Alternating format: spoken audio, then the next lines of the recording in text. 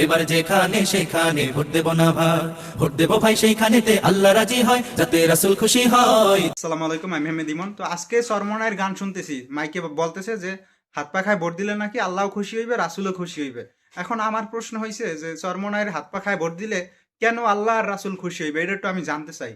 হ্যাঁ, একজন দেশের সাধারণ জনগণ হিসেবে বা বরিশাল ৫ আসনে যেহেতু হুজুরে দাঁড়াইছে, তো সেই একজন ভোটার হিসেবে আমি একটু জানতে চাই যে কেন হাত পা খায় ভোট দিলে আল্লাহ আর রাসূল খুশি হইবে। ঠিক আছে, এটা আমি একজন মুসলমান হিসেবে, একজন ভোটার হিসেবে, একজন জনগণ হিসেবে জানতে চাই।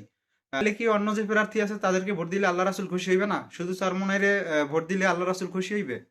তো এই যে আল্লাহ রাসুল খুশি হইবে, এটার একটা যুক্তিসঙ্গত একটা কারণ আমার একটু চরমনাইয়ের যারা লোকজন আছেন আমার একটু বলেন, আমি একটু জানতে চাই।